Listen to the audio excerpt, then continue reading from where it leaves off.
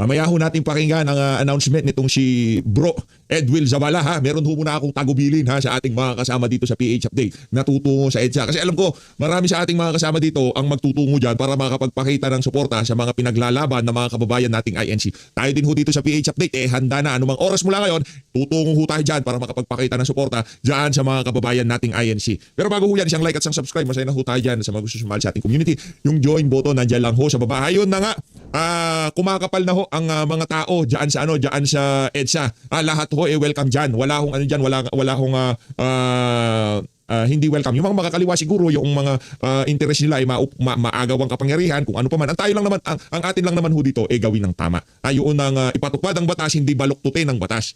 Anong batas ang gusto nating maipatupad dito? Yung batas na kung saan itong si Bunoan hindi state witness. Yung batas na kung saan yung mga nagnakaw sa mga maanumalyang flood control, tuntunin natin kung sino ang mga mastermind. Yun lang ho ang atin dito. Wala ho tayong maraming pag-uusapan dito sa video na to. Pakinggan ho natin ang announcement nitong si Bro Edwil Zabala. Respeto, pagsuporta, ang ating maibibigay dito sa mga kapatid nating INC. Ito, pakinggan ho natin itong mga kababayan. Yun. Magandang umaga, narito po ang ating Net 25 News Update para sa oras na ito. Ikinagulat ng National Capital Region Police Office ang dami ng mga tao dumagsa sa bahagi ng EDSA malapit sa People Power Monument sa White Plains, Quezon City. Kaugnay ng isinagawang... Pupunta ho tayo dyan ha. Antabay lang ho tayo ng konti pero tayo ho dito sa PH Update handa hong dumalo dyan. Dyan sa pagtitipon na yan para makapagpakita ng suporta. Para ika nga ano na ho ito ika nga bulgarang panluloko na ginagawa nitong si Boying Remulla sa sambayan ng Pilipino. Takin mo mauna pang makukulong si Rodante Marcoleta doon sa mga magnanakaw ng flood control.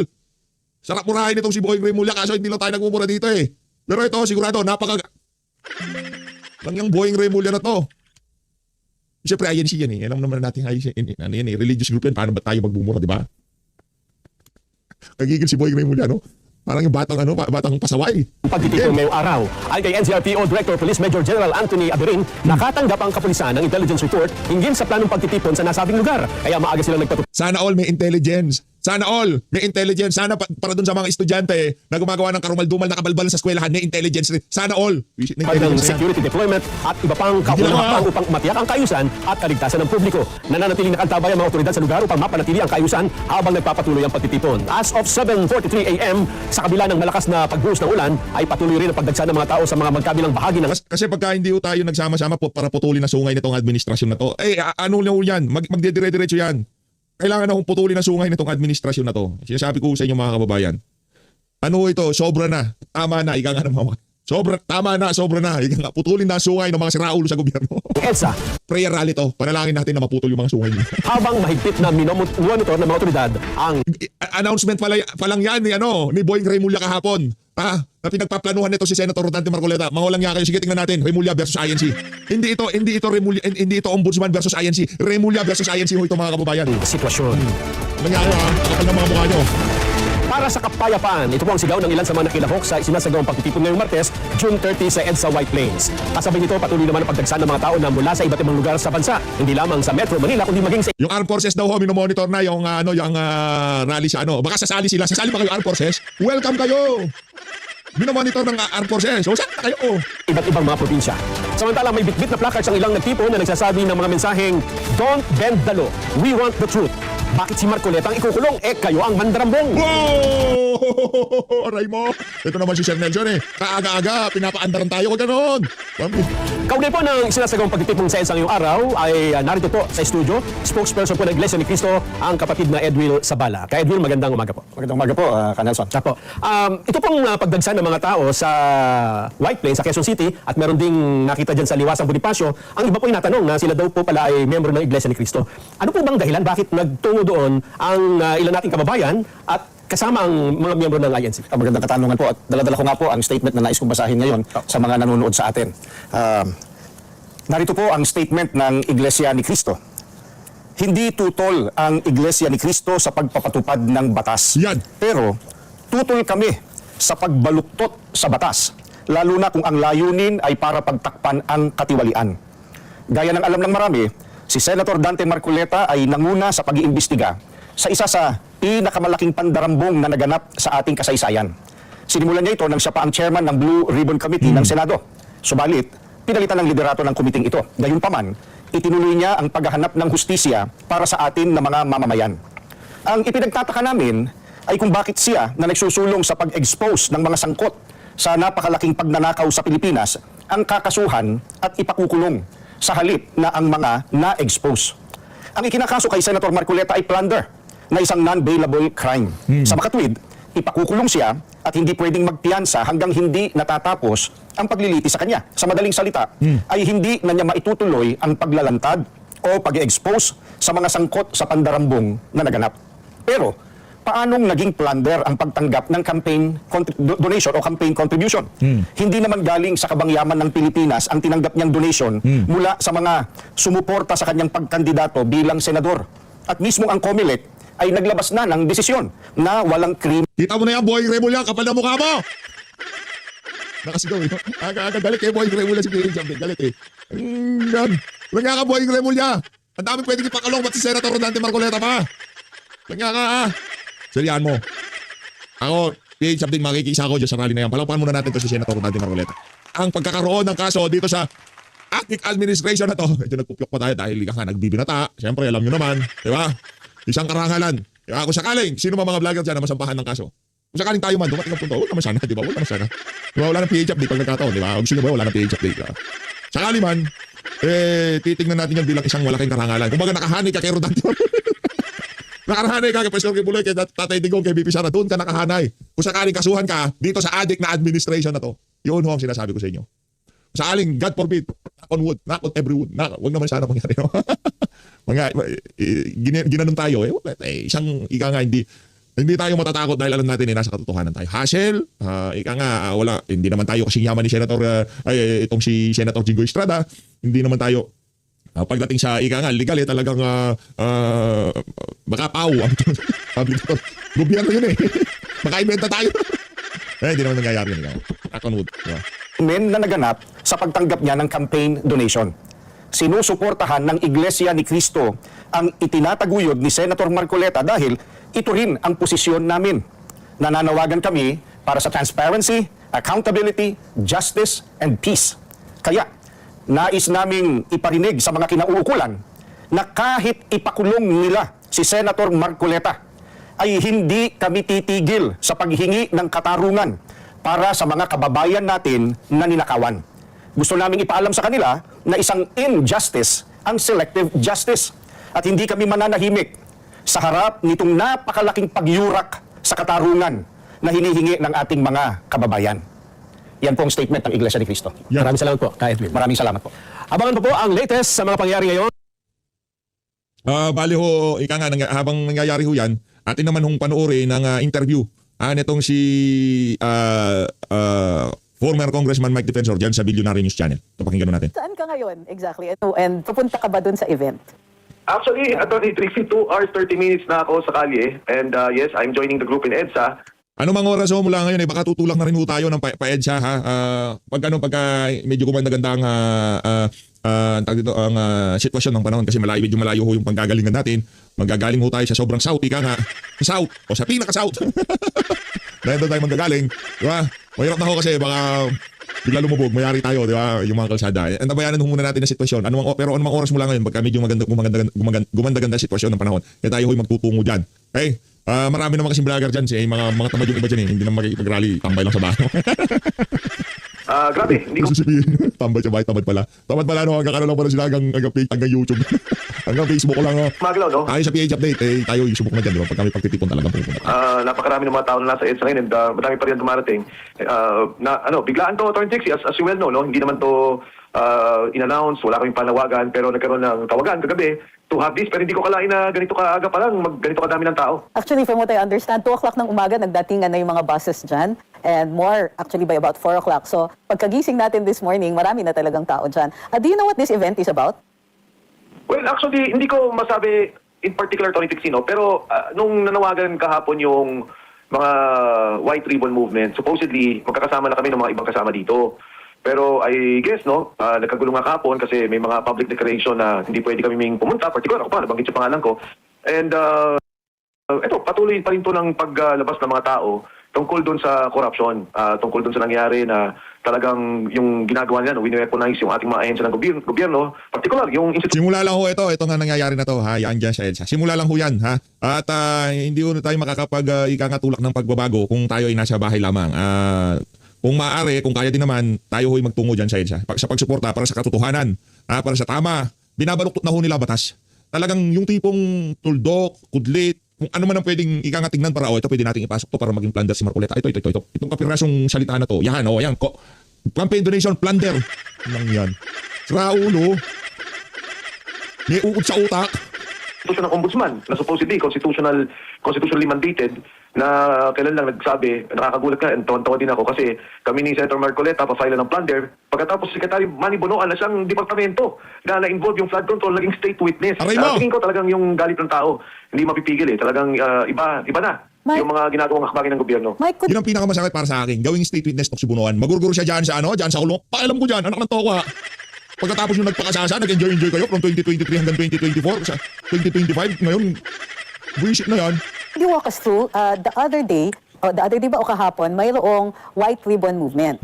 Tama ba yun? The other day. Tama. Tapos, konti lang ang dumalo. So, ang pinaka-generous na estimate was something like 3,000 to 3,500. Pero, what was that about? And O para sa mga taga-AFP, PNP, wag na kayong mahiya. Welcome kayo dito. Baka akala nyo ha.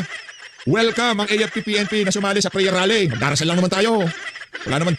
Darasal lang. Punta kayo doon. Magdasal tayo. O panalangin natin na sana di ba, umayos ang kaisipan ng mga siraulo sa pamahalaan. Ganun naman. O AFP, PNP, punta na doon. Pahita nyo. O kung meron kayong kamag-anak na AFP, PNP, papuntahin nyo doon. Manalangin tayo doon. Ganun lang. Mananalangin ha. Hindi manggugulo. Prayer rally. Mananalangin tayo. Hindi ira. O, meron kang pamangkin na nasa AFP. O, sabi mo, punta ka na ng EDSA. Meron kang anak na PNP. Punta ka doon, anak, manalangin tayo. Punta tayo doon, sabay-sabay, mananalangin tayo. Diba, panalangin natin ang bansa natin na ika nga iligtas tayo dito sa mga siraulong government official. Diba? anong nangyari? Tapos, connected ba yung mga pangyayari ngayon doon sa white ribbon movement? Well, hindi ko alam kung directly connected, pero kasi talaga nung nag-usap-usap kami ng mga ilang kasama na dadalo din dito, nagkaisa kami na we will be supporting yung White Ribbon Movement kasi nga parang walang partisanship, walang politika, basta ang panawagan natin is korupsyon, yung anti-dynasty bill at saka electoral reforms. So sabi namin, sige, makikisama kami dyan, hindi kami kikibo about, kasi alam mo naman, iba-iba yung pananaw ng mga tao dyan, iba-iba yung kanilang perception, yung iba, di ba, resign, impeach, Ng Boeing Raimulla na to, si Raulo. Well, state witness daw si Bunuan. Kulong si Marcoleta, si Raulo ka ba, Boeing Raimulla, ha? Inday, tapos corruption ni BBM, yung iba naman, corruption lang ni BBM, basta ganyan yung mga iba't ibang grupo, no? Sagarin nyo. Sige Boying, tuloy nyo yung kaso kay Senator Dante Marcoleta. Sagarin nyo ang galit ng mga tao. Pakawalan nyo, gawin yung state witness itong si Bunuan. Talagang kitang-kita dahil aso ng Malacanang si Bunuan nung nag-uumpisa ang kasagsagan ng Nakawan. Ngayon, lahat ng Amena Pangandaman, Martin Romualdez, Bunuan, anak ng tokwa, hindi pwedeng makulong. Bakit? Kasi alam nila kung sino ang mastermind. Hindi ba malinaw yon? Na Malacanang ang mastermind dito sa mga manumalyang flood control project. Basta ba yung kanilang posisyon. So kami naman okay lang. Aga, Wala namang ha? problema. Kami Hindi willing lang, kayo ha? mag-unify. Kasi nga yung corruption, bottom line, kailangan talaga natin resolvehin. Pagkatapos nung umaga, sabi sige, huwag na lang tayong tumuloy. Pero alam namin kasi may mga ibang tutuloy na kasama. So pumunta pa rin kami, pero lumayo na kami para huwag magkagulo ng direct interaction. Kasi if you recall, Atty. Trixie, binanggit mismo, Mike Defensor, huwag kang pupunta doon or something to that effect. At saka yung mga DDS, huwag kayong pupunta. Well, yeah, So meron having ganun, said that, tapos biglang kahapon ng hapon, nagkaroon ng press conference si Ombudsman Boying Rimulya, sinasabi na nga, hindi, papailan na si Dante at si Mike Defensor at yung dalawa pa nilang kasama, si Mr. Joseph Espiritu and si Mr. Aristotel Viray. And then, in the same press conference, binanggit din, sabi, state witness na si Secretary Manny Bonoan. So I guess, ito yung mga, yung reaksyon ng tao talaga na parang, Hindi pwede yung Bunuan, state witness. Raulo ka ba, Boying Raimulla, ha? tuloy tayo. Iano na natin to, kumilos tayo. Dahil talaga, Tapusin na natin to once and for all. Manalangin na tayo dyan sa EDSA para ika nga matapos na to. Magkaalaman na talaga kung hanggang saan ang kapangyarihan itong mga siraulong adik na to. ang gobyerno, Magdalaho tayo, mag-isaw tayo. Tapusin na natin yung mga dapat tapusin. Ika nga, panalangin na natin yung mga dapat panalangin. Di ba? Yung iparamdam na natin sa gobyerno na to na ang tao ay nananalangin na. Na sana matapos na itong mga kabalbalan na to sa administrasyon na to dito sa gobyerno na to. iba na talaga yung ginagawang hakbang. Iba na yung mga steps na ginagawa nila na yung mga nagsasalita sa korupsyon yung kinukulong at yung mga involved sa korupsyon, pinoprotektahan pa. In fact, itong kay Manny nga, Bonoan, Secretary Bonoan, siguro pinakamaganda magagawa lang nila, ito, state witness ka na lang, protektado ka. So, Mike, teka, sabi kasi ni Ombudsman Boying Rimulya for filing na yung kaso ninyo. Although yung last na balita, also on the same day, was that for resolution pa lang. Meaning hindi pa lumalabas yung decision. And yet, during the press conference, in-announce na ifa-file na yung kaso ninyo ni ni Senator Marcoleta. Yes. So- Tapos sabi nga, magpapa-issue sila ng warrant of arrest. Siguro, medyo rewind lang natin. Previous to that, di pa in-announce na, Joel Villanueva, Yes. Jesus Escudero, Jinggoy Estrada, Manny Several Buloan, Martino congressmen. Akala kasi ni Boying Remulla, lahat ng lumalabas sa bunganga niya, pagka yung confidence na delivery niya, kagad papaniwalaan ng mga tao. Kagad kakagatin na lang, na ganun-ganun na lang porket abogado siya. Hindi na ganon. Masyado nang obvious. Kung doon sa ginawa niyo kay Tatay Digong, ika nga ang tawag dito, hindi binigla nyo, ginulat nyo. Dito wala nang gulatan dito. Nakikita namin yung kabalbalang ginagawa ng administrasyon na to. Mula sa gobyerno ni Marcos Jr. hanggang sa ombudsman. Kinakasangkapan para gipitin yung kanilang mga kalaban. Anong klaseng kabalbalan yan? Yes. Plus, Yung mga yan. plus. Pagbaliktad, yung si Jinggoy hindi umalis at nanindigan, ikinulong. Yung mga bumaliktad, nawala yung kaso. Pagkatapos si Martin Romualdez hanggang ngayon, wala pa rin kaso. Kaya talagang halatang-halata yung mga nangyari dito sa ginagawa ng paglalaro sa ustisya at pagtatakip doon sa mga nagnakaw. Mike, kinasuhan din si Julie, yung wife mo, and I understand one of your kids. May kaso. Oh my goodness. Pati anak ni Kong At first time nagtagal ako ng sombrero. Sabi ko sa inyo, di ako panot eh. Sabi, BS, malaki ng sombrero. Panot ka ba? Hindi tayo panot. Ay, gigil ah. Pati anak ni... Tara na. Attorney Trixie. Wow. Yeah. Ano yung kaso nila and what's going on with that? Basically kasi Attorney Trixie, kami yung may-ari ng building. Marami kami, hindi lang naman kaming pamilya, but we have investors doon sa building. Tapos may mga lessees, may mga nagrerenta. So yung niraid nila doon, and again, talagang sinadya nila, no, na talagang... Sige, subukan tayo. Tingnan natin. paano ba sasabihin? Tingnan natin kung hanggang saan yung galing ni Boying Remulla dito sa isa na to. Tingnan natin. Hindi basta-basta yun, talagang ginawa nila yun para lang atakihin ako. Tapos ginawa nila, sabi lang hindi. Kasama dyan yung si Mike Defensor, yung kanyang asawa, at yung dalawang anak. Pati yung anak ko na isa, Tingnan natin. corporate secretary. Tingnan natin yung galing ni Boying Remulla dito. Kada yun eh. So pati yun, dinamay nila. So talagang pilit lang ginigipit yung mga tao. In fact, Attorney Trixie, ganyan din yung kaso ni, ni Secretary Harry Roque. Na ang kaso niya, human trafficking din. In particular, yung kay, if I'm not mistaken, yung kay Cassandra Om na case. Yes. So talagang, pinipilit nila maging non-bailable. Kasi kung kaso lang naman na bailable, alam nila, pwede mag-bail at pwede magsalita pa rin at kumilos. So ang gusto nila talaga, non-bailable, ikulong yan, huwag makapagsalita, huwag makakilos, at huwag gumalaw para patuloy na itulak yung pagsalita dito sa korupsyon na talagang hindi nila ina-actionan. Okay. Kung Mike, meron tayong questions from our viewers, from YT viewer Gilly. Tinatanong niya, kakasuhan na kayo ni Senator Marcoleta, hawak niyo na ba ang warrant of arrest? Na-issue na ba ang warrant of arrest ninyo? Sa ngayon, wala pa. Pero nagkaroon na kami ng counter affidavit. Nakapag-submit na kami nila Senator Marcoleta. And yun nga, kaya yung sinasabi ni Ombudsman Boying na, mapapa-issue na namin yung warrant, pwede talaga yun. Kasi ganun-ganun din yung kay Jinggoy eh. Nung nag-counter affidavit sila, sabi nga ni Senator Jinggoy, nung pinuntahan ko siya sa Senado, sabi niya, pare, pinapapirma na nila yung aming warrant. Sabi niya, and within the week, ma-arresto ako. And totoo nga, nangyari na binanggit niya na napirmahan yung resolusyon at nag-issue ng warrant laban sa kanya. How is your family taking it? Meron silang kaso, meron kang kaso. Kamusta po kayo? Well, of course, Attorney Trixie, kagabi, tumawag yung asawa ko, umiiyak. Sabi ko, you have to stay strong, ganyan talaga.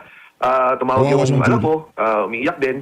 And alam naman nila, kasi bago naman nangyari ito, doon pa lang kay Sergeant Contesa, binanggit ko lang sa kanila na baka itong paglabas sa Sergeant Contesa, pagsuporta ko sa kanya o pag-alalay, lumaki to at gawin nilang, yun nga, maging talagang politika tong kaso.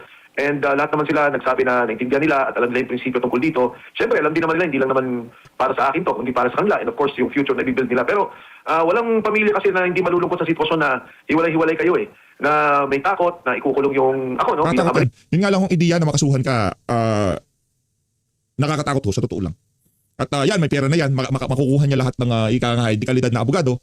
Diba? Kaya tayo dito sa PHFD, napakaingat ho natin. Hanggat maaari, ginagawa ho natin lahat ng pwedeng sa lahat pagsasalita, paano sa lansan yung mga issue, yung kumbaga pwede sabihin na play safe kasi pagka safe ka hangga't maaari hindi ka bumalagbag ng sobra-sobra, ibig sabihin nasa tama yung pagbalagbag mo, hindi siya kagaya ng bara-bara lang. Kumbaga meron siyang meron na ilalabas mo yung saloobin mo pero hindi ka lumalampas sa linya na kung saan mahanapan ka na nila ng butas, di ba? Kaya nga tayo dito, hindi tayo naghihikayat ng pabagsakin ng gobyerno na to o palitan si Marcos Jr. Ilagay lang sa tama sa pamamagitan ng pananalangin ng sabay-sabay. Lagi ko sinasabi sa inyo mga kababayan, sa mga datihan na dito, lagi ko sinasabi talagang panalangin talaga ang ating sandata dyan. Anong araw ba ngayon? Naloko na. Kahit po pala gustong magpunta, hindi ako pwede. Ako sakali man, magkukumute na lang ho tayo.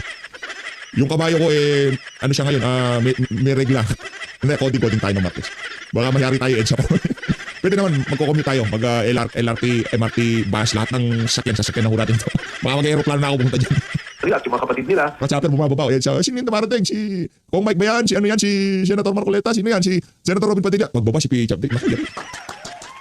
Kaya mahirap din talaga pero ayokong magpakita, Attorney Trixie, at sinabi ko rin sa aking pamilya, huwag kayong magpapakita ng lungkot, magdasal tayo, dahil pagka tayo nakita nila na ganyan, umiiyak kayo, nangihina kayo, lalo nilang ikakatuwa.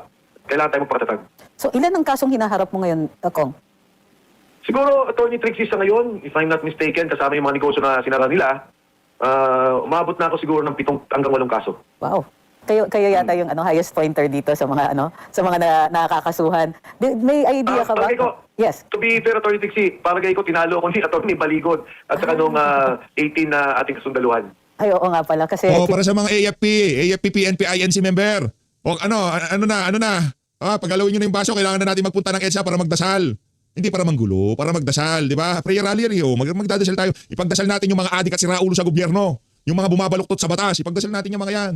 kinakasuhan ng libel yata every Yan. time na i-interview sila. Yan. Kung hindi ako nagkakamali. Bailable Nga, palagay diba? ko ako pinakamarami. Pero dito, naniniwala ka na tinutulak nila non-bailable cases. Ano yung hangarin nila dito? I mean, naiintindihan ko na merong mga Naiintindihan ng sambayan ng Pilipino kung anong kagaguhan ng ginagawa mo, Boying Remulla. Ano mo? Pagigil si Boying. Congressman. Ibang level ang kagaguhan ginagawa ni Boying. and senators that they want to keep out of the legislature. O ngayon, yung mga taga, hindi pwede. Yung mga taga JIL, hindi. Takot yung mga yan. Hindi kaya. Si Eddie Villanueva, natawa.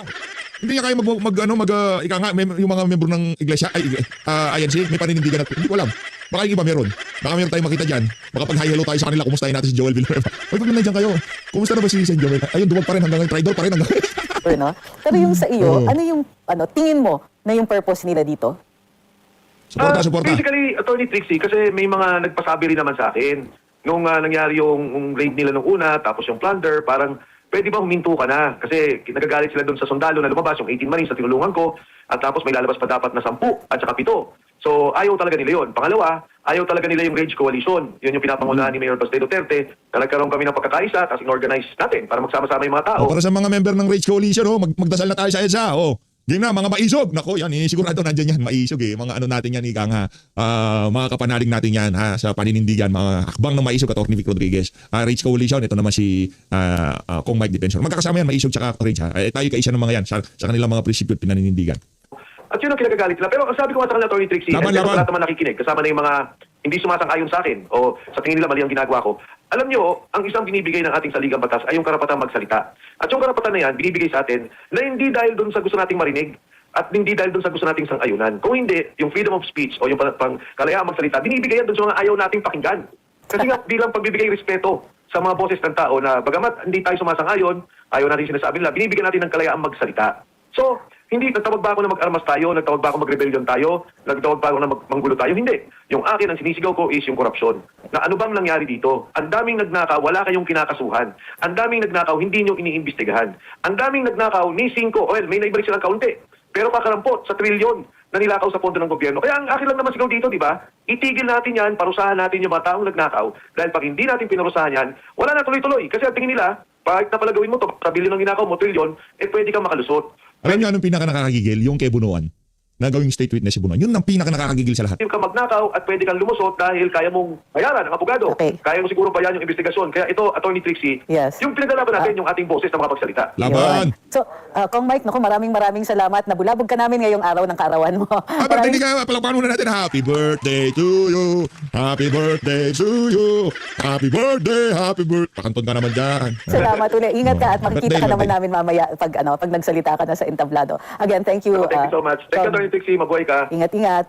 Ang kasunod natin na panauhin, mayroon dito sa ating ngayong araw na ito, ang isa sa pinaka-followed na legal explainer online. Pagbalik ng The Spokes after this short break. Bato na natin to. Ayun na nga mga kababayan. Maraming salamat sa pag-support sa PH Update. Mag-ingat po kayong lahat.